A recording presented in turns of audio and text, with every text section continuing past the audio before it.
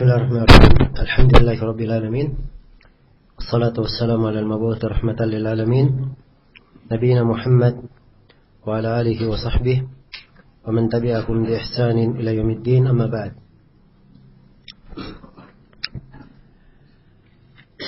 Ini sesi yang ke-6 dari pembahasan kita mengkaji kitab Ushulus Sunnah karya al-Imam Ahmad bin Muhammad bin Hanbal rahimahullahu ta'ala.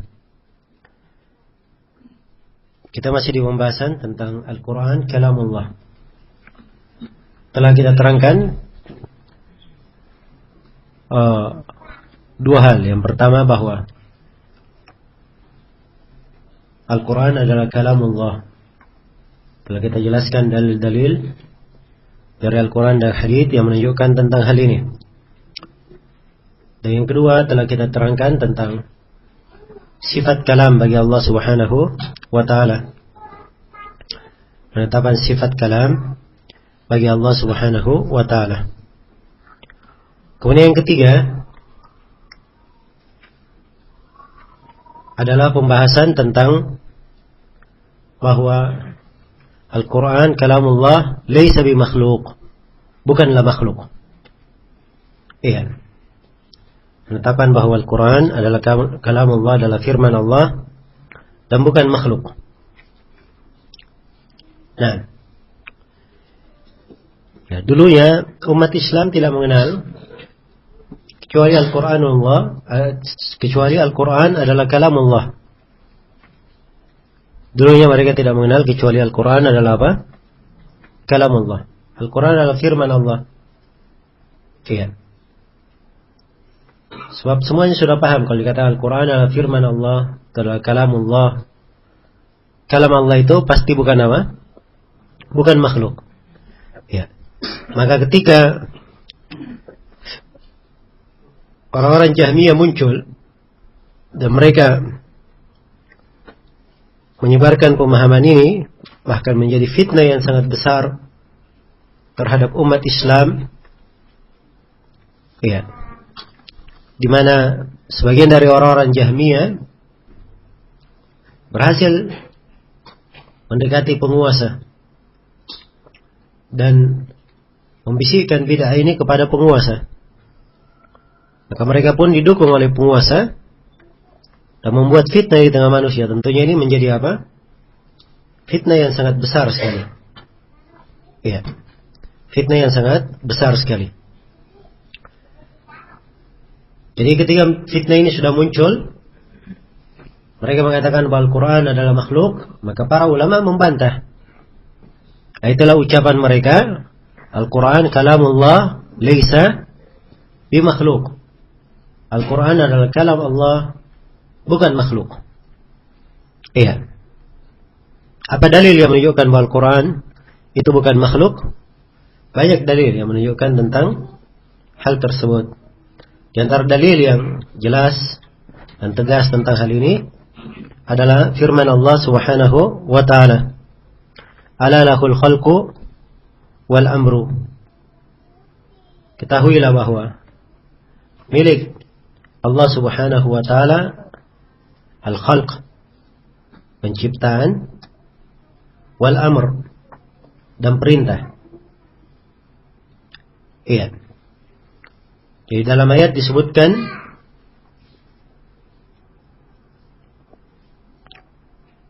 bahwa Allah Subhanahu wa ta'ala memiliki al-khalq, penciptaan, dan memiliki apa? Memiliki perintah. Iya. Beda antara khalq, penciptaan, dengan apa? Dengan perintah itu. Berbeda. Sebab di sini dipakai kata waw. Dan waw itu dalam bahasa Arab asalnya mengandung makna mughayarah, berbeda. Kalau misalnya dalam bahasa Arab dikatakan ja'a Muhammadun wa amrun, Muhammad dan Amr datang. Kalimat dan di situ Muhammad dan Amr itu mengandung makna kesamaan atau perbedaan? Berbeda. Si Muhammad bukan Amr dan si Amr bukan apa? Muhammad. Demikian pula tatkala disebut bahwa milik Allah al-khalq dan al-amr, ini beda antara khalq dan apa? Amr, perintah. Karena dengan perintah Allah, makhluk itu apa? Terjadi. Ya. Dan kan di dalam Al-Quran, Allah Subhanahu wa Ta'ala berfirman, "Innama amruhu idza arada syai'an ay yaqula lahu kun fayakun." Sungguhnya perintah Allah, kalau Allah menghendaki sesuatu, terjadilah, maka terjadilah sesuatu tersebut. Ya. Maka ini menunjukkan apa? Bahwa perintah beda dengan makhluk. Andai kata perintah Allah kun itu juga dikatakan makhluk, ya. Apa namanya? Dikatakan makhluk, berarti makhluk diciptakan oleh apa? Oleh makhluk. Ya. Dan ini tentunya akan memasukkan ke dalam apa? Kebingungan untuk mereka sendiri. Jadi dibedakan antara al-khalq dan al-amr. Kemudian dalil yang kedua yang menunjukkan perbedaan adalah firman Allah Subhanahu wa Ta'ala, Ar-Rahman 'allama al-Qur'an khalaqal insan. Ar-Rahman 'allama al-Qur'an. Dia mengajarkan Al-Qur'an. Al-Qur'an diajarkan. Adapun manusia diciptakan. Beda ya antara Al-Qur'an yang merupakan ilmu dari Allah Subhanahu wa Ta'ala, dan beda dengan manusia, yang manusia dia adalah apa? Makhluk dan ciptaan Allah Subhanahu wa Ta'ala. Dikata itu adalah makhluk, maka pasti digabungkan antara keduanya. Tapi di sini dibedakan. Nah, juga di antara ayat yang menunjukkan tentang bahwa Al-Quran bukanlah makhluk adalah firman Allah Subhanahu wa Ta'ala, "Qul law kana al-bahru midadan li kalimati rabbi lanafida al-bahru qabla an tanfada kalimatu rabbi walau ji'na bimithlihi madada." Andai kata lautan itu menjadi tinta-tinta untuk kalimat-kalimat Rabbku, maka akan habis lautan itu sebelum habis apa? Kalimat-kalimat Rabbku. Walaupun kami datangkan dengan tinta-tinta yang semisal dengan itu. Ya. Nah, andai kata kalamullah adalah makhluk, maka akan habis kalimat Allah itu. Sebagaimana laut ini makhluk, dia habis juga. Jelas ya? Habis. Nah, ini menunjukkan bahwa kalam Allah Subhanahu wa Ta'ala itu tidak ada habisnya. Ya, tidak ada habisnya. Nah, dan di dalam Al-Quran, di antara dalil juga, di dalam Al-Quran disebut nama-nama Allah, Ar-Rahman, Ar-Rahim, As-Sami', Al-Alim, Al-Basir, Al-Ghafur, Al-Aziz. Banyak lagi nama-nama dalam Al-Quran. Kalau dikatakan bahwa seluruh nama-nama ini adalah makhluk, itu artinya dia mengatakan Allah adalah apa? Allah adalah makhluk. Jelas ya? Maka ini di antara dalil yang sangat kuat sekali di dalam Al-Quran, ya, yang menunjukkan bahwa Al-Quran bukanlah makhluk. Juga dalil umum ya tentang Al-Quran itu diturunkan dari sisi Allah Subhanahu wa Ta'ala. Banyak dalil ya tentang itu. Ya, dan kalimat diturunkan di sini ini menunjukkan bahwa penurunannya dari sisi Allah Subhanahu wa Ta'ala. Ya, menunjukkan bahwa itu bukan makhluk. Baik. Di antara dalil dari hadits Rasulullah sallallahu alaihi wasallam, Rasulullah bersabda mengajarkan doa yang dibaca ketika singgah di suatu tempat. Ya, dan doa ini juga ada di dalam hadits lain dibaca pagi dan sore. Itu membaca apa? A'udzu bikalimatillahi tammat min syarri ma khalaq. Ya, aku berlindung dengan kalimat-kalimat Allah yang maha sempurna dari kejelekan apa? Yang dicipta. Jadi kalau dikatakan Al-Quran adalah makhluk, berarti kalamullah, kalimat-kalimat Allah di dalam hadits ini diartikan apa? Diartikan makhluk. Berarti Nabi Muhammad mengajarkan kesyirikan. Ya kan? Sebab beliau di sini mengajarkan berlindung dengan apa? Makhluk. Berlindung dengan makhluk hukumnya apa? Hukumnya syirik. Ya. Dan perhatikan ya kebatilan ucapan ahlul bidah. Kebatilan ucapan ahlul bidah. Iya. Baik. Itu diantara dalil dari hadits ya. Dan banyak lagi hadits-hadits yang lain yang bisa dipakai di bab ini untuk menunjukkan bahwa Al-Quran adalah kalamullah bukan makhluk. Al-Quran itu bukan apa? Bukan makhluk. Iya. Dan mengatakan bahwa Al-Quran ini adalah makhluk, ini adalah kekafiran yang sangat nyata. Memberikan konsekuensi yang disepakati akan kekafirannya. Iya. Kalau dia katakan Al-Quran itu makhluk, iya, berarti pada sifat Allah Subhanahu wa taala ada apa? Ada makhluk. Jelas ya? Kalau dia katakan kalam Allah itu dari diri Allah, berarti ada makhluk pada Allah. Iya. Ada makhluk pada Allah.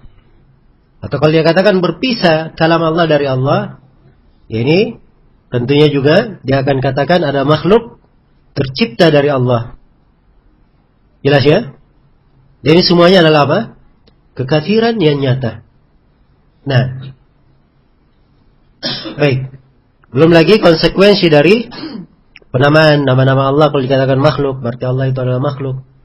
Dan banyak lagi bentuk kekafiran, konsekuensi kekafiran di belakang apa? Ucapan ini. Al-Quran adalah makhluk. Karena itu tidak ada silang pendapat di kalangan as-salaf di dalam mengkafirkan kelompok Jahmiyah yang mengatakan Al-Quran adalah apa? Adalah makhluk. Ya, tidak ada silang pendapat.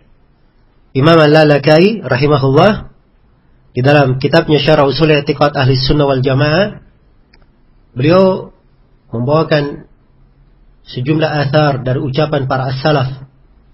Ya, ada yang dengan sanad, ada yang tanpa sanad. Lebih dari 500 orang beliau sebutkan dari para as-salaf yang mengkafirkan apa? Kelompok Jahmiyah. Iya, dan ini juga disebutkan oleh Imam At-Tabarani di dalam kitabnya As-Sunnah. Ini disimpulkan oleh Ibn Al-Qayyim di dalam nuniyahnya dalam 2 bait syair. Kata beliau, laqad taqallada kufrahum 50 fi 10 min al-ulama'i fil buldani al-Lalaka'i al-imam haka anhum bal qad haka qablahu At-Tabarani. Kata beliau telah sepakat dalam mengkafirkan kelompok Jahmiyah 50 kali 10 dari para ulama di berbagai negeri. Ya, 50 kali 10 berapa? 500. Nukilan dari 500 orang ulama ini disebutkan oleh Imam Al-Lalakai dalam Syarah Ushul I'tiqad Ahli Sunnah wal Jamaah, dan sebelumnya telah disebut oleh siapa? Imam At-Tabarani dalam kitabnya, yaitu kitab As-Sunnah maksudnya. Dan Lalakai sendiri, kalau kita baca di Syarah Ushul I'tiqad Ahli Sunnah wal Jamaah, beliau berkata ini nukilan-nukilan dari para a'immah. Kalau saya tambah lagi tenaga, ya, lebih giat lagi mengumpul, saya akan dapatkan lebih daripada itu. Lebih daripada itu. Dan Imam Adz-Dzahabi di salah satu pembicaranya di Syiar Alamin Nubala, ketika beliau singgung kelompok Jahmiyah, beliau terangkan bahwa yang mengkafirkan Jahmiyah sekitar 1000 orang ulama. Sekitar apa? 1000 orang ulama. Karena itu tidak silang pendapat di kalangan as-salaf, iya, tentang kekafiran kelompok Jahmiyah ini. Nah, baik. Dan kelompok Jahmiyah ini nisbat kepada siapa? Jahm bin Safwan. Ya, dan Jahm bin Safwan ini adalah sumber malapetaka. Adalah sumber malapetaka. Setiap kelompok yang menyimpang, itu pasti kelompok Jahmiyah memberikan pengaruh kepada kelompok yang menyimpang tersebut. Memberi pengaruh. Iya. Pada kelompok yang menyimpan tersebut.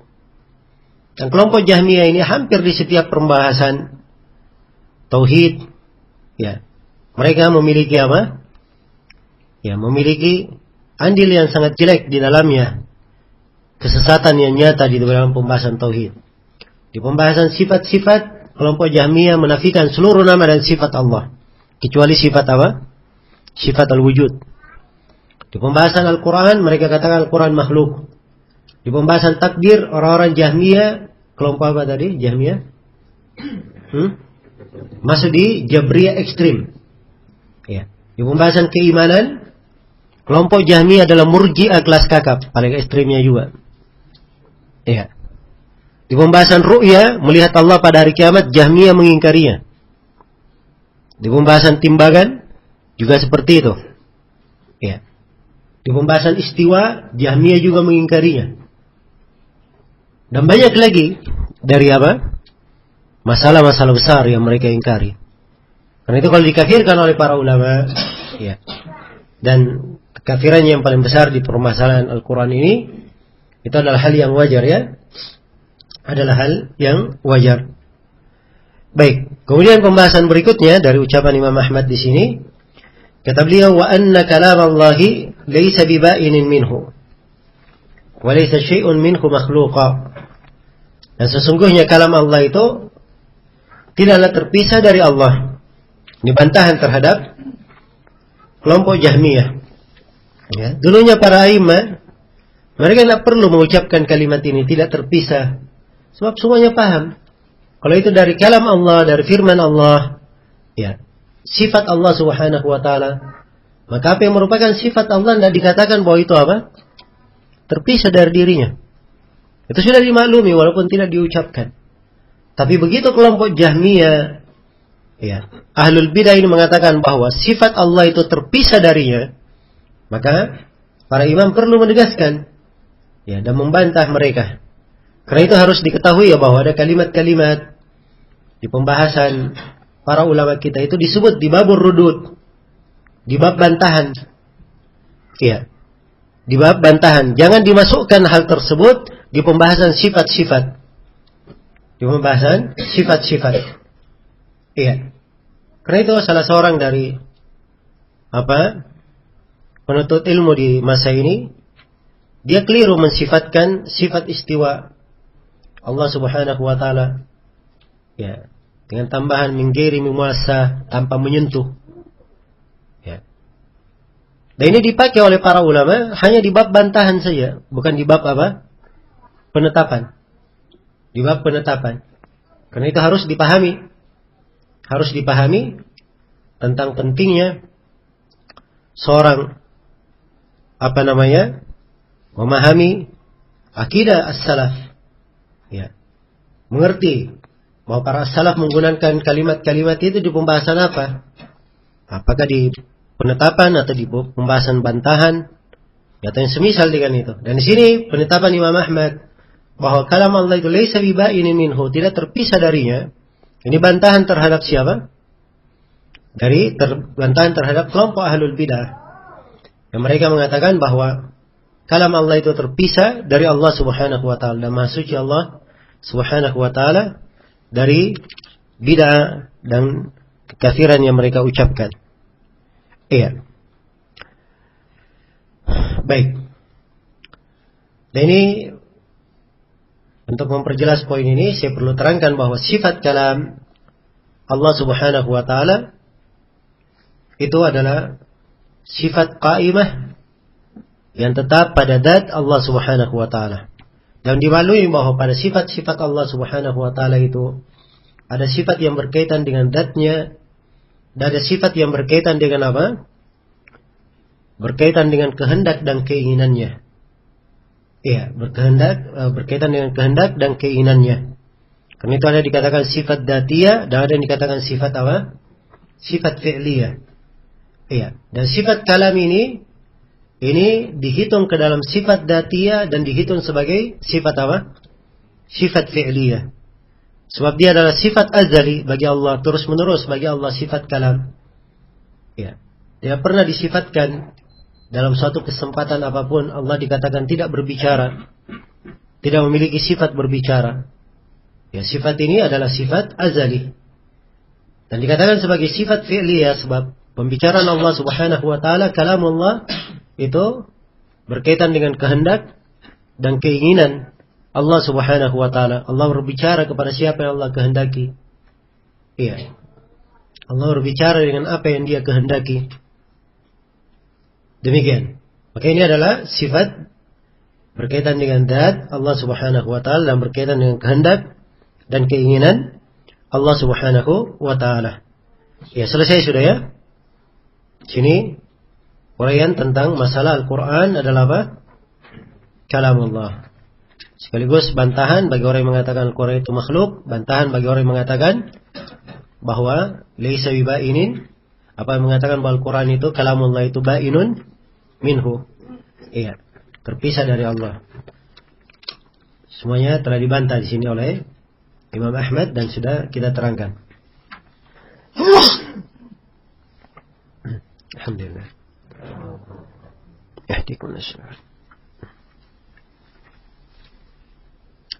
Baik.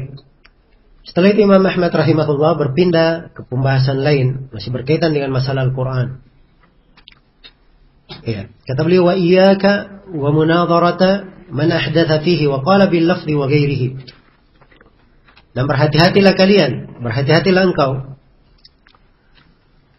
ya, dari mendebat orang yang membuat perkara baru di dalam hal ini. Yaitu dia berucap dengan al-lafaz dan selainnya. Berucap dengan apa? Lafaz dan selainnya. Kita akan terangkan apa makna ini. Kemudian kata beliau, wa man waqafa fihi faqala la adri makhluqun aw laysa bi makhluq. Dan siapa yang tawakuf di dalamnya, ya, dia berdiam diri dalam hal ini, nama berucap. Kemudian dia berkata, saya tidak tahu ini makhluk atau bukan makhluk. Ya, hati-hati. Ini juga yang kedua yang harus hati-hati di dalamnya. Tidak boleh kita debat. Ya. Kata Imam Ahmad, wa innama huwa kalamullah. Padahal dia adalah kalamullah. Maka orang yang berkata seperti itu tadi, bahwa sahibu bid'atin, ya, dia adalah apa? Dia adalah penganut bid'ah, pelaku bid'ah. Mithlu man qala huwa makhluk. Sama saja dengan orang yang mengatakan bahwa Al-Quran itu adalah apa? Adalah makhluk. Wa innama huwa kalamullah wa laysa bi makhluk. Padahal sungguhnya Al-Quran itu hanya kalam Allah, bukan apa? Bukan makhluk. Sini Imam Ahmad masuk menjelaskan dua pembahasan. Pembahasan yang pertama, pembahasan tentang kelompok al-lafdhiyah. Dan pembahasan yang kedua adalah pembahasan tentang kelompok al-waqifah. Kelompok al-waqifah. Ya. Saya perlu bercerita sedikit. Ya, untuk apa? Menjelaskan. Jadi ketika kelompok Jahmiyah ini menetapkan madhab mereka sebagai madhab resmi negara, itu menjadi fitnah besar. Dan ketetapan madhab mereka, Al-Quran adalah apa? Al-Quran adalah makhluk. Imam Ahmad rahimahullah disiksa di 3 generasi pemerintahan. 3 generasi apa? Pemerintahan. Ya. Khalifah yang pertama meninggal, ganti lagi khalifah berikutnya, ganti lagi khalifah berikutnya. Iya. Pergantian khalifah, beliau tiga masa pemerintahan beliau disiksa. Kemudian Allah Subhanahu wa taala menampakkan kebenaran pada Khalifah Al-Wathiq Billah, yang kemudian setelah itu ia pun membebaskan Imam Ahmad rahimahullah. Ya. Yang kemudian tampaklah sunnah itu kembali berjaya apa? Ahli sunnah, dan hilanglah bid'ah kelompok Jahmiyah ini. Iya. Hilang bid'ah kelompok Jahmiyah tersebut. Jadilah yang dimuliakan adalah ahli sunnah yang berkata bahwa Al-Quran adalah apa? Kalamullah. Jadi siapa yang berkata Al-Quran itu adalah makhluk, wah ini orang-orang yang apa? Dihinakan, langsung dicap sebagai apa? Ahlul bid'ah oleh para ulama. Nah, dan Bishr Al-Marisi, yang salah satu tokoh mereka yang mendekati pemerintah, ini betul-betul dihinakan. Ketika dia meninggal saja, ya sama anak-anak kecil diteriaki jenazahnya. Ya, wahai Munkar dan Nakir, siksa dia dengan seberat-beratnya. Ya, diteriaki jenazahnya. Menunjukkan bagaimana keberadaan ya umat itu mengenal apa? Mengenal al-haq. Jadi dihinakan kelompok Jahmiyah ini. Ya, dihinakan. Tatkala orang sudah tahu kesesatannya, nah disinilah muncul apa? Pengelabuan. Ya, kalau mau dibahasakan politik seperti bahasa sekarang, ya silahkan. Ya, muncul politiknya. Ya, jadi memakai kata-kata yang bersayap. Memakai kata-kata apa? yang bersayap. Mungkin bisa dipahami benar, mungkin bisa dipahami salah. Ya. Jadi mereka berlindung dengan kalimat itu. Ya. Maka muncullah ucapan mereka. Kalau ditanya, apa pendapatmu tentang Al-Quran? Dia berkata, lafzi bil Quran makhluk. Iya. Aku melafatkan Al-Quran, itu adalah apa? Makhluk. Jadi maksudnya dia aku melafatkan dengan Al-Quran, yaitu dia sebagai seorang makhluk, berucap, berkata, berbuat, itu perbuatannya adalah apa? Perbuatannya adalah makhluk. Itu benar atau tidak? Benar, tapi mereka maksudnya lain. Maksudnya yang dia lafatkan, itu adalah apa? Makhluk. Al-Quran yang dia baca, yang dia lafatkan, itu adalah apa? Makhluk. Jadi hakikatnya madhab ini sama dengan madhabnya apa? Kelompok Jahmiyah yang mengatakan bahwa Al-Quran adalah apa? Adalah makhluk. Jadi muncul kelompok lafdiyah ini. Muncul kelompok yang kedua, kelompok Al-Waqifah. Ya. Kelompok Al-Waqifah. Ini tawakuf dia. Kalau ditanya Al-Quran itu makhluk, dia berkata saya tidak tahu makhluk atau bukan. Ya. Dia berkata saya tidak tahu makhluk atau bukan. Jelas ya? Ini kelompok Al-Waqifah. Kelompok Al-Waqifah. Ya. Dan ini juga dari kelompok-kelompok yang menyimpang. Dan Imam Ahmad sangat keras terhadap dua kelompok ini. Iya. Beliau katakan bahwa kelompok Al-Lafdiyah ini itu dari Jahmiyah. Dari kelompok Jahmiyah. Dan kelompok Al-Waqifah ini di sebagian riwayat dari Imam Ahmad beliau katakan syarrun minal Jahmiyah. Dia lebih jelek daripada apa? Orang Jahmiyah. Karena sebenarnya dia berkata Al-Quran itu makhluk. Hanya saja bahasanya, saya tidak tahu dia makhluk atau bukan. Padahal hakikatnya dia apa? Hah? Dia mengatakan bahwa Al-Quran itu adalah apa? Adalah makhluk. Baik, sekarang kita detailkan tentang pembahasan kelompok lafziyah ini. Iya. Untuk memahami tentang masalah lafaz bil Quran, di sini ada satu pembahasan, ya. Ada kaitannya dengan pembahasan takdir yang sudah berlalu. Berkaitan dengan af'alul ibad, perbuatan hamba. Perbuatan hamba ini makhluk atau bukan? Iya. Dimaklumi bahwa perbuatan hamba adalah apa? Adalah makhluk. Dan ini tidak ada silang pendapat di kalangan para ulama. Allah berfirman dalam Al-Quran, Wallahu khalaqakum wa ma ta'malun. Allah yang mencipta kalian dan menciptakan apa? Amalan kalian. Ya. Jadi amalan kita berjalan, bergerak, berucap, menghafal, membaca. Ya. Ini semuanya adalah apa? Semuanya adalah makhluk. Dan di dalam hadis Rasulullah bersabda, Inna Allah khaliqu kulli sani'in wa sun'atah. Sungguhnya Allah subhanahu wa ta'ala menciptakan setiap orang yang membuat dan buatannya. Itu semuanya adalah apa? Ciptaan Allah subhanahu wa ta'ala. Inilah satu buku khusus ditulis oleh Imam Al-Bukhari. Judulnya Khalqi Af'alil Ibad. Ya, bahwa perbuatan hamba itu adalah apa? Adalah makhluk. Ya. Jadi ini dasar yang pertama yang hendaknya dipahami. Nah, kemudian yang kedua untuk memahami pembahasan kelompok lafdiyah ini, ya harus diketahui bahwa memang betul berkaitan dengan Al-Quran, ya, perbuatan hamba membaca, ya, perbuatannya membaca itu adalah makhluk. Tapi yang terbaca adalah apa? Terbaca adalah kalamullah. Ya, dan kalam Allah adalah apa? Bukan makhluk. Kan begitu? Iya. Karena itu tadi saya sebutkan ya tentang ayat wa in ahadun minal musyrikin istajaraka fa'ajirhu hatta yasma' kalam Allah. Kalau ada salah seorang dari kaum musyrikin ya meminta perlindungan kepadamu untuk masuk ke negeri Islam, maka beri perlindungan. Ini ayat tentang hukumnya di negeri Islam. Jadi kalau ada orang kafir dari luar negeri dia ingin masuk ke negeri Islam, ya minta jaminan keamanan, diberi jaminan keamanan supaya dia mendengar apa? Mendengar Al-Quran dan melihat bagaimana kaum muslimin. Ya, barangkali itu menjadi pintu hidayah baginya. Jelas ya? Jadi Allah firman kepada nabinya, fa'ajirhu hatta yasma' kalam Allah. Berikan perlindungan kepadanya sampai dia mendengar apa? kalam Allah. Dimaklumi bahwa kalam Allah ini dia dengar dari siapa? Dari orang yang membacanya. Bersamaan dengan itu disebut kalamullah, tidak disebut apa? Bacaan orang yang membaca. Ya, tidak disebut perbuatan orang yang membaca, tapi disebut kalam Allah Subhanahu wa taala. Iya. Karena itu kata as-salaf as-sautu sautul qari wal kalamu kalamul bari. Suara yang membaca itu adalah suaranya si pembaca, tetapi kalam yang dia baca adalah kalamnya siapa? Kalam Allah al-Bari. Iya.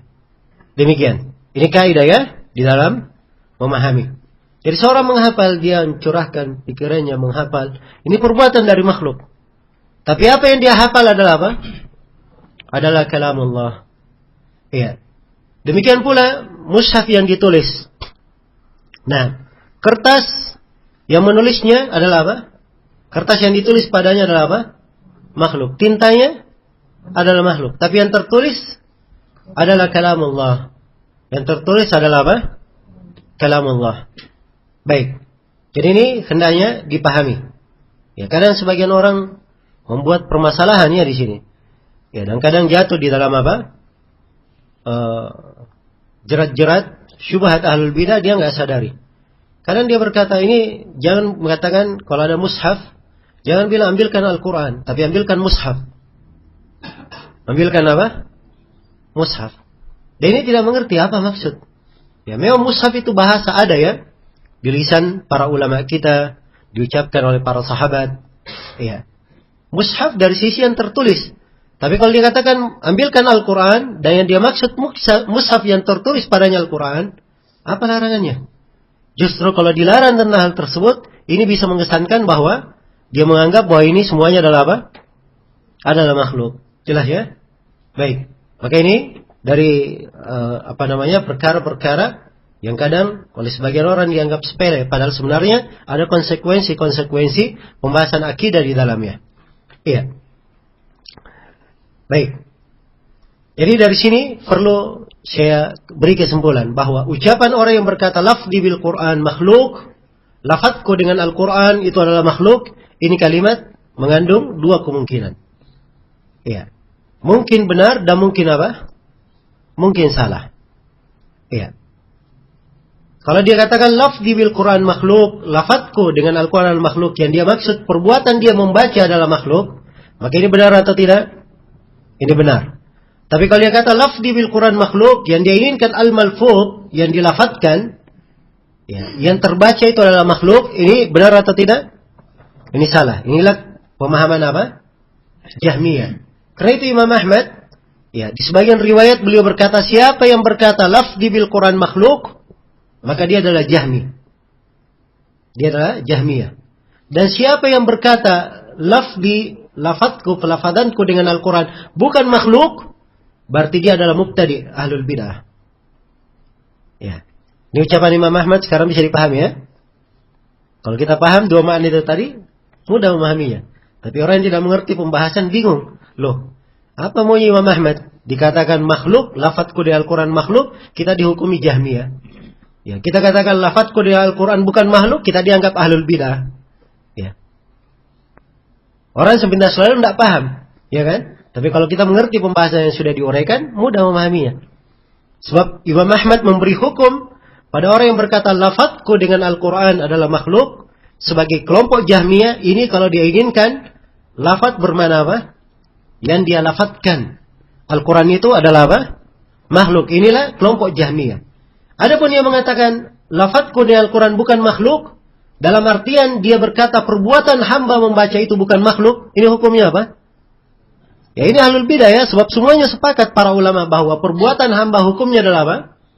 Hukumnya adalah makhluk. Jadi kalau dia kata lafadzku dengan Al-Quran bukan makhluk, yang dia maksud perbuatannya membaca bukan makhluk, maka itu jelas hukum Imam Ahmad. Dia adalah apa? Mubtadi ahlul bidah. Jelas sampai sini ya? Baik.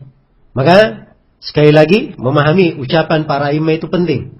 Ya, kita harus paham ya, apa maksudnya, apa kalimat yang dia inginkan, dan disinilah letak ya kekuatan ilmu ahli sunnah terhadap nusus dan ucapan para ulamanya. Kadang seorang yang membaca buku-buku, sebagian dari buku as-salaf Ada kalimat-kalimat yang mengandung kemungkinan, ya. Maka diberikan mahmal yang baik untuk ulama tersebut. Oh, maksud alim ini demikian. Seperti ucapan Imam Syafi'i misalnya. Ya. Amantu billah wa bima jaa'a anillah ala muradillah wa amantu bi Rasulillah sallallahu alaihi wasallam ala ma jaa'a min Rasulillah sallallahu alaihi wasallam ala muradi Rasulillah sallallahu alaihi wasallam. Saya beriman kepada Allah dan apa yang datang dari Allah sesuai dengan kehendak Allah. Dan saya beriman kepada Rasul dan apa yang datang dari Rasul sesuai dengan apa? Kehendak Rasul. Sepintas lalu Imam Syafi'i ini ya adalah mungkin dia berpendapat seperti kelompok Mufawwidah. Ya, dia serahkan semua segala sesuatu pada apa? Pada nas saja. Ya. Nah, ini telah ada ya orang-orang yang menuduh ahli sunnah sebagai apa? Kelompok Mufawwidah dari kalangan ahlul bidah. Ya, dan beda, ahli sunnah tidak masuk di dalam hal tersebut. Ahli sunnah mereka mentafwid tentang kaifiyah. Mentafwid tentang kaifiyah. Adapun makna jelas bagi ahli sunnah. Maknanya jelas. Makna ayat-ayat sifat itu jelas dari sisi bahasa Arab. Adapun bagaimana kaifiyat sifat itu, ya, hakikat sifat itu, ini yang mereka serahkan ilmunya kepada siapa? Kepada Allah Subhanahu wa taala. Ya, maka kalau mengerti rincian-rincian pembahasan akidah, ya itu seorang akan semakin kuat di dalam memberikan udzur kepada para ulama. Nah, baik. Selesai sudah ya pembahasan tentang apa? Tentang Al-Quran. Kita berpindah ke pembahasan yang lainnya. Seperti pembahasan tentang ru'yah sekarang. Ya. Berkata Imam Ahmad rahimahullahu ta'ala, wal imanu bir ru'yati yawmal qiyamah. Kama ruwiya anin nabiyyi sallallahu alaihi wasallam bil ahadits sihah. Wa anna an-nabiy sallallahu alaihi wasallam qad ra'a rabbahu fa innahu ma'thurun sahihun qad rawahu Qatadatu an Ikrimata an Ibnu Abbas wa rawahu al-Hakam Ibnu Aban wa an Ikrimata an Ibnu Abbas wa rawahu Ali ibn Zaid an Yusuf ibn Mihran an Ibnu Abbas. Iya. Kemudian pokok sunnah. Dan ini di urutan kita sudah yang keberapa ya? Dari pokok yang terbesar ada berapa? Yang ketiga sudah ya. Pertama takdir, yang kedua tentang Al-Quran ini, dan yang ketiga tentang ru'yatullah yaumal qiyamah, melihat Allah pada hari kiamat. Iya. Jadi kata beliau, wal imanu bir ru'yati yaumal qiyamah, dan beriman tentang adanya ru'ya pada hari kiamat, melihat Allah pada hari kiamat. Kama ruwiya anin Nabi sallallahu alaihi wasallam fil ahadits sihah, sebagaimana telah diriwayatkan dari Nabi sallallahu alaihi wasallam dalam beberapa hadits yang sahih. Ya, dalam beberapa hadits yang sahih.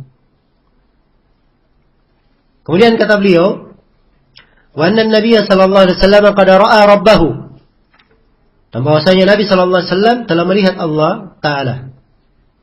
Fa innahu ma'thurun sahih. Ya. Dan ini adalah asar yang teriwayatkan dengan sanad yang sahih. Rawahu Qatadah an Ikrimah an Ibnu Abbas. Diriwayatkan oleh Qatadah dari Ikrimah dari Ibnu Abbas. Rawahu Al-Hakam Ibnu Aban an Ikrimah an Ibnu Abbas. Ya, juga diriwayatkan oleh Ali bin Zaid. Ini Ali bin Zaid bin Jud'an ya. Ada kelemahan pada rawi ini. An Yusuf bin Mihran Ibnu Abbas, dari Ibnu Abbas. Secara umum riwayat dari Ibnu Abbas banyak jalannya. Ya, banyak jalur periwayatannya. Dan ini semuanya adalah riwayat yang sahih, dan yang lemahnya dikuatkan oleh riwayat yang apa? Yang sahihnya. Baik. Di dalam uraian Imam Ahmad di sini tentang masalah ru'ya, ya, terdapat sejumlah pembahasan. Pembahasan yang pertama, ya, harus diketahui bahwa melihat Allah pada hari kiamat atau melihat Allah Subhanahu wa taala, harus diketahui bahwa melihat Allah Subhanahu wa taala itu ditetapkan oleh ahli sunnah berkaitan dengan melihatnya di mana? Di hari kiamat, di hari akhirat. Adapun melihatnya di dunia, ya, dalam keadaan tidak tidur, ini adalah hal yang disepakati oleh para ulama tentang kemustahilannya. Iya. Dan siapa yang mengaku melihat Allah dalam keadaan dia terjaga, ini dianggap oleh sebagian dari as-salaf sebagai orang yang keluar dari agama. Karena menyelisihi ayat-ayat Al-Quran dan menyelisihi apa? Hadits-hadits Rasulullah sallallahu alaihi wasallam. Di antara hadits yang tegas dalam hal ini adalah hadits Jabir riwayat Muslim. Rasulullah sallallahu alaihi wasallam bersabda, "Ta'allamu annakum lan taraw rabbakum hatta tamutu." Ketahuilah bahwa kalian ini tidak akan melihat Rabb kalian sampai kalian mati. Jadi kehidupan dunia tidak mungkin ada yang bisa apa? Melihat Allah. Tapi tadi saya katakan dalam keadaan apa? Dalam keadaan terjaga. Kalau dalam keadaan tidur, apakah mungkin melihat Allah? Jawabannya mungkin sih. Nah, mungkin. Nah, akan kita bahas nanti di pembahasan berikutnya. Apakah Nabi melihat Allah dengan mata kepalanya atau tidak? Dari situ kita bisa paham bahwa Nabi SAW melihatnya, salah satu melihatnya adalah di dalam mimpi. Iya. Karena itu beliau berkata, "Ra'aitu Rabbi fi ahsani surah." Aku melihat Rabbku di atas surah yang paling indah. Dan ini di dalam apa? Di dalam mimpi. Nah, karena itu telah difatwakan oleh Syekh bin Baz, Syekh Ibnu Utsaimin, Syekh Muqbil, Syekh Abdul Aziz Ar-Raji dan selainnya dari para ulama bahwa ya, kalau melihat Allah di dalam mimpi itu adalah hal yang mungkin. Tiada dalil yang melarang tentang hal tersebut. Iya. Tetapi kata Syekh bin Baz rahimahullah, mau melihatnya itu sesuai dengan kadar keimanan. Tatkala Nabi sallallahu alaihi wasallam yang paling tinggi keimanannya paling kuat, maka ia pun berkata, aku melihat Rabbku di atas surah yang paling baik, surah yang paling indah. Iya, di atas surah yang paling indah. Dan juga harus dimaklumi ya, bahwa apa yang dilihat di mimpi itu tentunya beda dengan apa? Yang dilihat di alam nyata, yang dilihat di kenyataan. Baik. Jadi ini hal yang pertama yang ingin saya ingatkan. Kemudian hal yang kedua berkaitan dengan penetapan adanya ru'yah, melihat Allah pada hari kiamat. Ini adalah suatu hal yang disepakati oleh ahli sunnah wal jamaah. Tidak ada silam pendapat di kalangan mereka. Dan ini berdasarkan dalil-dalil dari Al-Quran dan dari hadits Rasulullah sallallahu alaihi wasallam. Di antara dalilnya dari Al-Quran adalah firman Allah Subhanahu wa taala, wujuhun yawma idzin nadhirah ila rabbiha nadhirah. Wajah-wajah pada hari itu adalah nadhirah. Ya, berseri-seri, bergembira. Mereka melihat kepada apa? Kepada Rabb-nya. Nadhara ila itu dalam bahasa Arab bermakna melihat dengan apa? Melihat dengan matanya. Ya. Melihat dengan pandangan mata. Baik. Kemudian di antara dalil yang menunjukkan bahwa Allah akan dilihat pada hari kiamat adalah firman Allah Subhanahu wa taala, "Kalla innahum yawma idzin ar-rabbihim lamahjubun." Ya, tentang orang kafir ya, sekali-sekali tidak. Sesungguhnya mereka pada hari kiamat akan terhijab, tertirai dari Rabb mereka. Mereka tidak akan mampu apa? Melihat Rabb mereka. Ini pada hari kiamat mereka tertirai, tidak mampu melihat Allah. Orang-orang kafir ini. Kata Imam Syafi'i dan selainnya, kalau orang kafir tertirai tidak bisa melihat, berarti orang yang beriman apa? Tidak tertirai. Mereka bisa apa? Bisa melihatnya. Ini pendalilan yang sangat kuat sekali. Di antara dalil juga bahwa Allah akan dilihat pada hari kiamat adalah firman Allah Subhanahu wa taala, lilladzina amanu lilladzina ahsanu ya al-husna wa ziyadah. Bagi orang-orang yang berbuat baik, bagi orang-orang yang berbuat baik di kehidupan dunia ini, dia akan mendapatkan surga al-husna dan mendapatkan tambahan. Mendapatkan apa? Mendapatkan tambahan. Iya, ini disebutkan tambahan. Tambahan di sini ditafsirkan di dalam hadits riwayat Muslim bahwa dimaksud dengan tambahan adalah mereka melihat kepada apa? Kepada wajah Allah Subhanahu wa taala.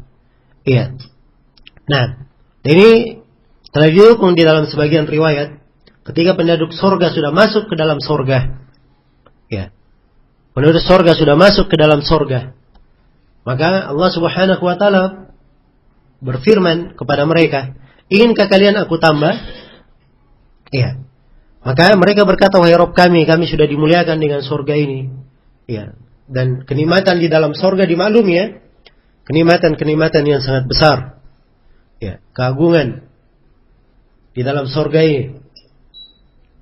Kata Nabi sallallahu alaihi wasallam, "Fiha ma la aynun ra'at wa la udhunun sami'at wa la khatara ala qalbi bashar."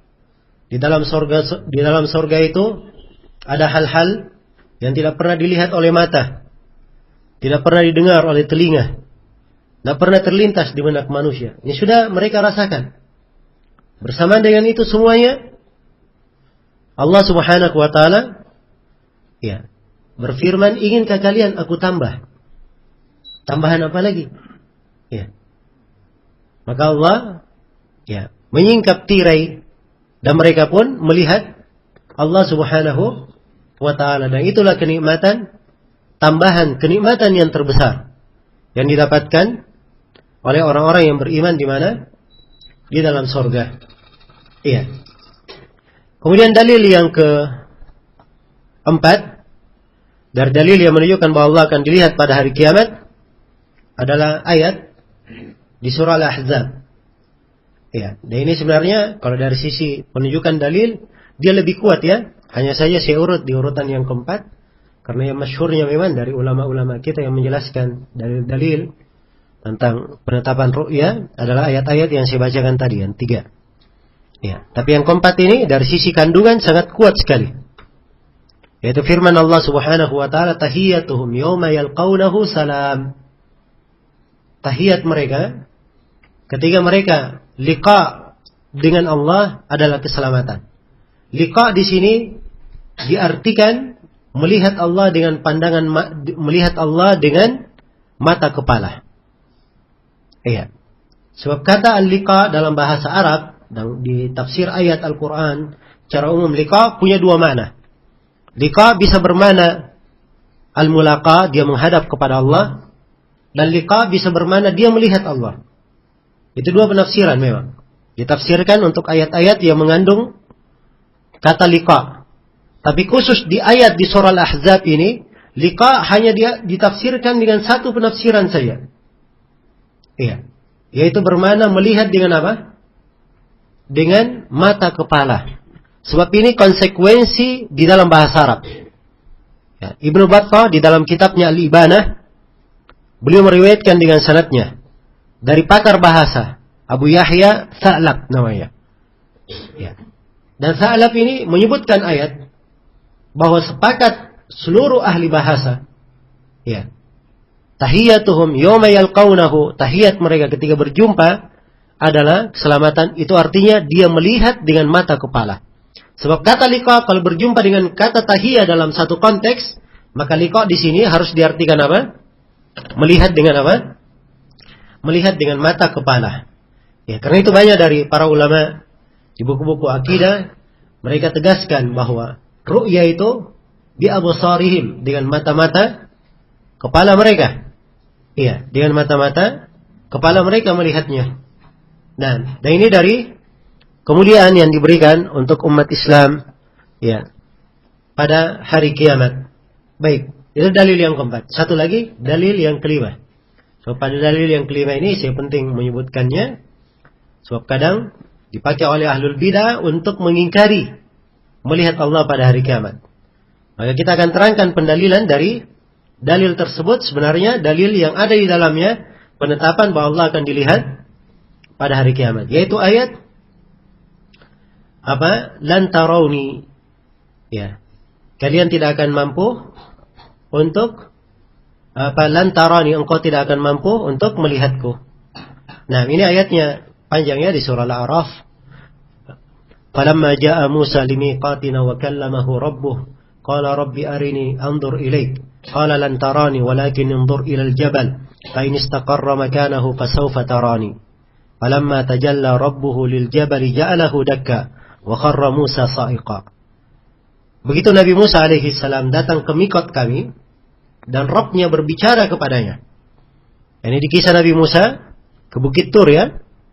Kemudian Allah Subhanahu wa taala berbicara kepada Nabi Musa alaihi salam. Iya. Allah berbicara kepada Nabi Musa. Maka Nabi Musa berkata, ya, Rabbi arini anzur ilaik. Wahai Rabbku, biarkanlah aku melihat kepadamu. Jadi Nabi Musa meminta apa? Supaya melihat Allah Subhanahu wa taala. Maka Allah berfirman, lan tarani. Engkau tidak akan melihatku. Walakin yanzur ilal jabal. Tapi lihatlah kemana? Ke gunung. Ya. Fa in istaqarra makanahu fasawfa tarani. Kalau gunung ini tetap di tempatnya, maka engkau akan apa? Engkau akan melihatku. Ya, Ahlul Bidah berdalilkan dengan ayat ini bahwa Allah tidak akan dilihat pada hari kiamat. Jelas ya? Adapun ahli sunnah tidak, sebaliknya. Mereka katakan bahwa ayat ini menunjukkan bahwa Allah akan dilihat di mana? Di hari kiamat. Iya. Dari mana sisi pendalilan Ahlul Bidah? Mereka berkata bahwa di dalam ayat dipakai kata apa?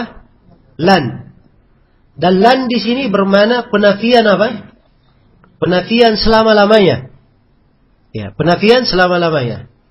Ya, dan ini ucapan dari Ahlul Bidah, ucapan seenaknya saja. Ya, mengatakan bahwa lan bermakna penafian apa? Selama-lamanya. Lan itu punya dua makna. Kadang bermakna penafian selama-lamanya dan kadang tidak bermakna penafian selama-lamanya. Ya, bahkan siapa yang memandang bahwa lan memiliki makna penafian selama-lamanya, itu adalah pendapat yang dianggap lemah di kalangan ahli bahasa. Kata Ibnu Malik rahimahullah di dalam kitabnya Al-Kafiyah, Ibnu Malik punya Alfiyah ya, itu yang masyhur. Ya, Alfiyah ini ya ringkasan, yang lebih luasnya lagi Ibnu Malik punya kitab Al-Kafiyah. Di dalam kitabnya Al-Kafiyah ini Ibnu Malik berkata, "Wa man ra'a an-nafya bilan mu'abbada fa qawluhu urdud wa siwahu ududa." Ya, kata Ibnu Malik, dan siapa yang berpendapat bahwa penafian dengan lan bermakna selama-lamanya, maka pendapat ini silahkan kamu tolak. Jangan kamu terima. Dan pendapat yang lain itulah yang kamu kuatkan. Pendapat yang lain maksudnya apa?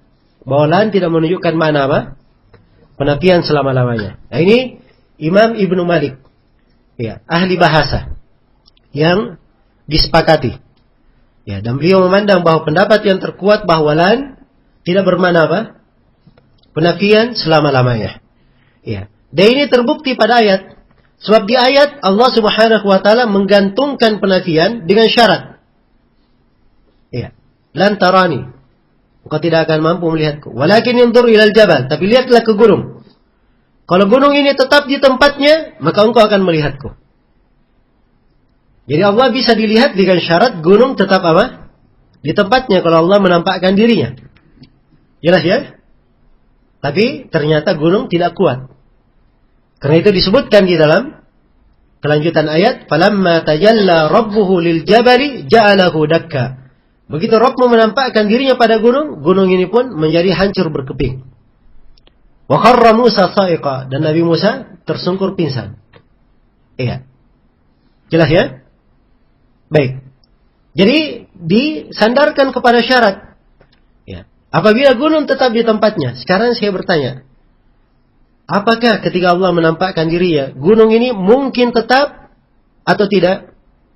Kalau berkata mungkin, mungkin saja. Tidak ada dalil yang menafikan. Jadi syarat disandarkan kepada hal yang mungkin. Ya. Berarti melihat Allah Subhanahu wa taala adalah perkara yang apa? Perkara yang mungkin.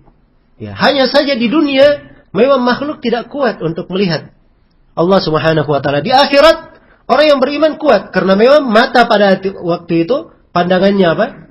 Pandangannya sangat tajam sekali. Fabasaruka al-yawma idin hadid. Pandangan pada hari itu adalah sangat tajam sekali. Jelas ya? Beda dengan di dunia ini. Ya, beda dengan di dunia. Allah Subhanahu wa taala mensifatkan dirinya bahwa tirainya tirai. Ya, pada dirinya adalah cahaya. Ya. Dan tentang cahaya wajahnya Allah Subhanahu wa taala, ya. Atau Nabi sallallahu alaihi wasallam menjelaskan, ya. Nah, Di dalam haditsnya hijabuhu nur, hijab Allah adalah cahaya. Lau kasyafahu la ahraqat subuhatu wajhihi mantaha ilaihi basarahu min khalqihi. Ya. Tirai Allah adalah cahaya. Andai kata cahaya ini disingkap, ya, dihilangkan, maka keelokan cahaya wajah Allah Subhanahu wa taala itu akan membakar seluruh makhluknya hingga akhir pandangan Allah Subhanahu wa taala. Ya, kalau dikatakan akhir pandangan Allah, ada yang tersisa atau tidak? Tidak ada yang luput dari pandangan Allah. Ya. Jadi keelokan, keagungan cahaya wajah Allah tidak ada yang mampu untuk apa? Untuk melihatnya, akan membakar seluruh dari apa?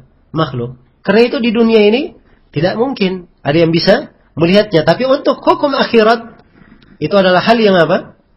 Hal yang sudah ditetapkan. Hal yang sudah ditetapkan. Baik, perhatikan ya. Ya. Dan ini harusnya menjadi kaidah.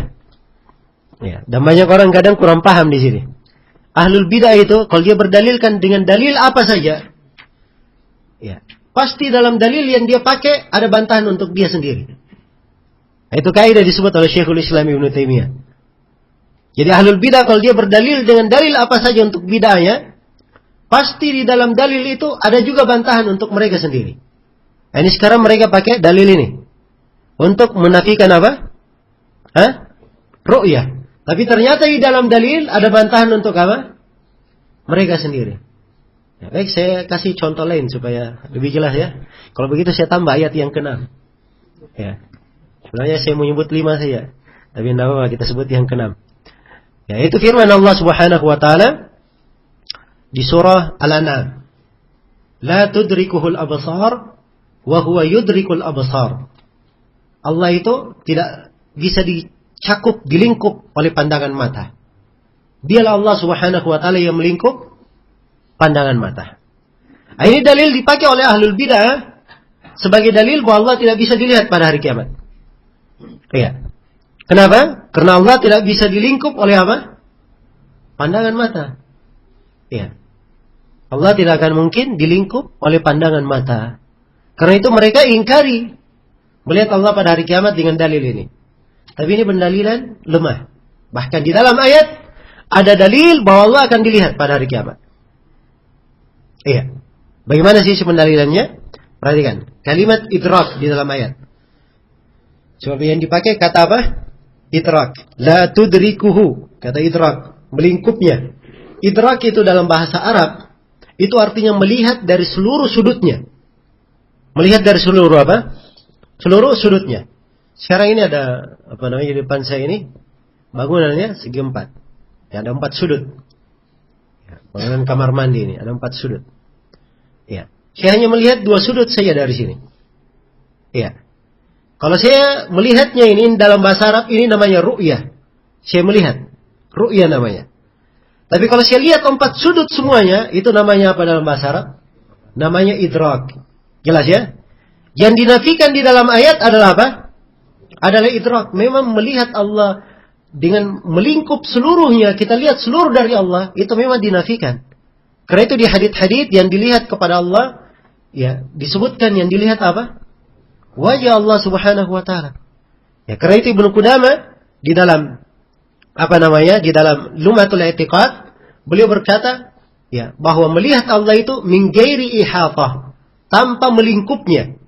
Ini bahasa diambil dari apa? Dari ayat ini. Tidak dilihat keseluruhannya. Baik, sisa perlu saya berikan satu dalil. Ya, mungkin ada yang bertanya, apa dalilnya secara bahasa? Bahwa idrak itu bermakna melihat secara keseluruhan. Dan dari mana Anda membedakan? Ru'ya itu melihat sebagian, kalau idrak melihat keseluruhan. Ya, jawabannya bahwa pembedaannya ada di dalam Al-Quran. Ya, bacakan aja satu ayat di surah Asy-Syu'ara tentang kisah kejar mengejar. Ya, antara Nabi Musa alaihi salam dan apa? Firaun dan bala tentaranya. Ya, ketika Nabi Musa alaihi salam dan kaumnya sudah jauh di depan, mereka dikejar oleh Firaun dan bala tentaranya. Ya. Di kejadian ini Allah sebutkan di dalam Al-Quran. Falamma tara al-jam'ani, begitu 2 kelompok sudah saling melihat, sudah saling meru'yah, pakai kalimat ru'yah di depannya. Begitu 2 kelompok sudah saling meru'yah. Ya, karena ini di depan, ini di belakang. Kan belum dilihat semua kan, baru dilihat kejauhan saja. Maka dipakai bahasa apa? Salim ru'yah. Ya, jadi falamma tara al-jam'ani, begitu dua kaum ini, dua kelompok sudah saling meru'ya, qala ashabu Musa, berkatalah pengikut Nabi Musa, inna lamudrakun, sebentar lagi kita akan diidrak. Ya. Maksudnya sebentar lagi mereka disusul, dikepung dari segala penjuru, itulah apa namanya? Diidrak namanya. Perhatikan ya, dibedakan di dalam ayat. Ya, karena itu pemahaman memang dari sisi bahasa itu penting sekali ya. Memahami dari sisi bahasa. Ya, karena itu saya sangat dan selalu menganjurkan kepada setiap dari ahli sunnah untuk mempelajari bahasa Arab ya baik-baik ya, kemudian kalau dia sudah memiliki dasar-dasar ya dari kunci-kunci ilmu yang wajib ya, dari kunci-kunci ilmu yang wajib, maka alhamdulillah disyukuri ya kunci-kunci ilmu yang wajib tersebut. Tapi ingat ya, bahasa Arab itu penting ya, jangan ngaji sudah 10 tahun bahasa Arabnya aja belum belajar ya. Harusnya 10 tahun itu sudah pandai dia membaca, sudah jadi ustadz malah. Ya kan? Baik. Jadi harus ada target yang lebih bagus. Nah.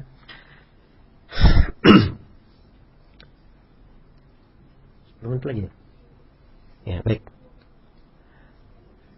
Saya lengkapi dulu ya pembahasan tentang melihat Allah ini.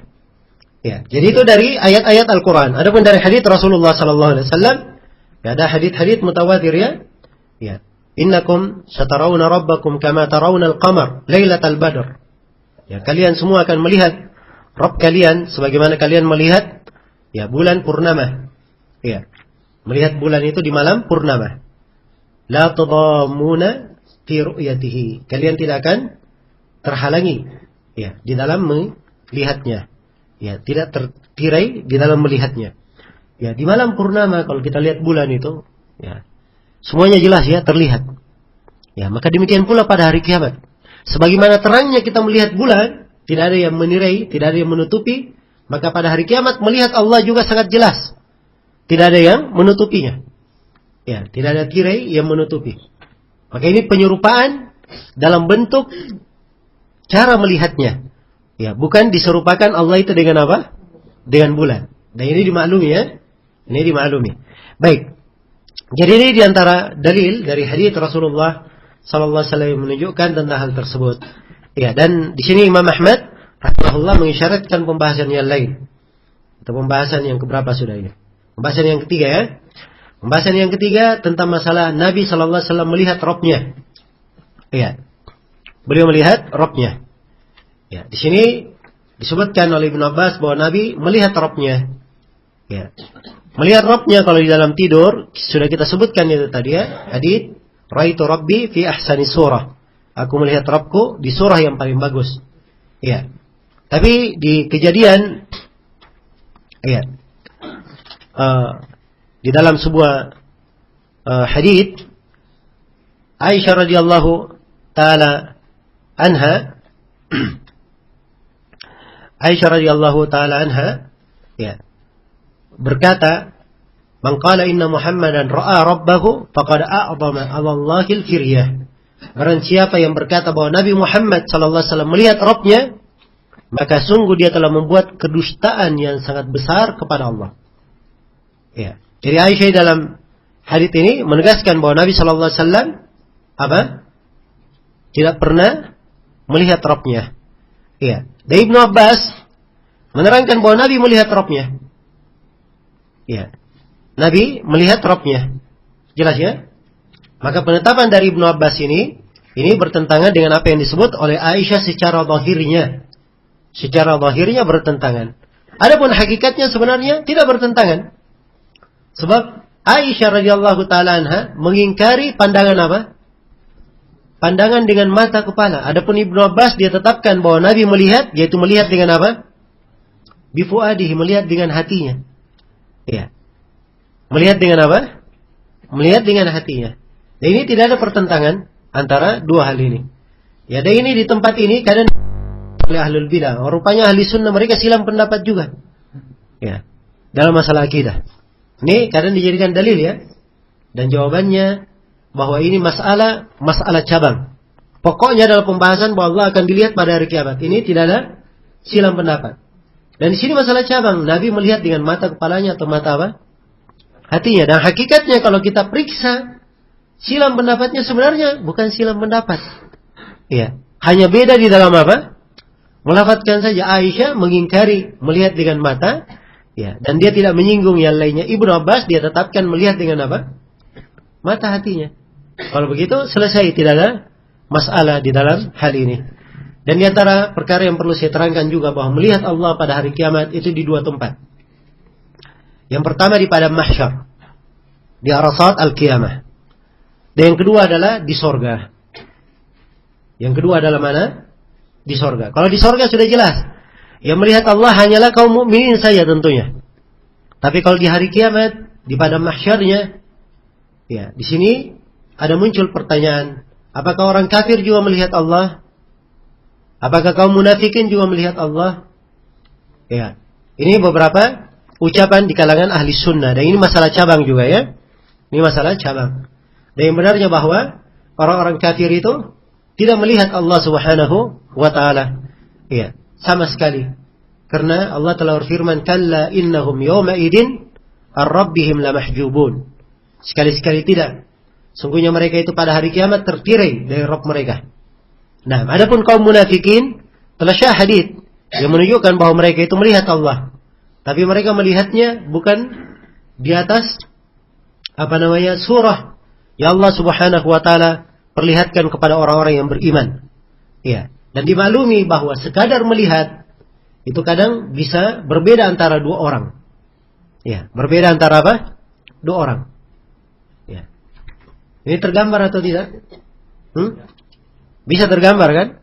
Ya, contoh misalnya ada orang di jalan, ya, didatangi perampok, sudah tarik menarik, ini ditarik tasnya, ya, pencuri orang ini mempertahankan tasnya, tiba-tiba ada polisi, ya. Sekarang antara dua orang, si pencuri dan si perampok dan yang dirampok ini, ketika melihat polisi, pandangan mereka kepada polisi berbeda atau tidak? Ya berbeda. Si perampok akan takut. Ya, si yang dirampok pasti apa? Oh, gembira. Akan ada yang membantunya. Jelas ya? Baik. Maka pada hari kiamat, kaum munafikin itu, mereka tidak melihat dengan pandangan apa? Pandangan kebahagiaan. Bahkan mereka melihat dengan pandangan kesedihan. Ya, mereka tahu akan disingkap apa-apa yang di hati mereka. Akan dijelaskan bagaimana kedustaan mereka. Sehingga, ya, mereka melihatnya bukan dengan pandangan apa? Pandangan kenikmatan. Seperti orang-orang yang beriman. Melihat dengan pandangan lezat, nikmat, bertambah anugerah dari Allah subhanahu wa ta'ala. Tapi mereka melihatnya dengan pandangan seperti orang yang disiksa. Ya, orang yang mendapatkan adab dari Allah subhanahu wa ta'ala. Baik. Sekiranya beberapa poin yang berkaitan dengan pembahasan apa? Melihat Allah subhanahu wa ta'ala pada hari kiamat. Ya, sebentar lagi waktu duhur ya. InsyaAllah ta'ala kita lanjutkan pembahasan selepas sholat langsung. Ya. Baik, untuk sementara saya cukupkan sampai sini. Subhanakallahumma wa bihamdik asyhadu an la ilaha illa anta astaghfiruka wa atubu ilaik. Walhamdulillahirabbil alamin.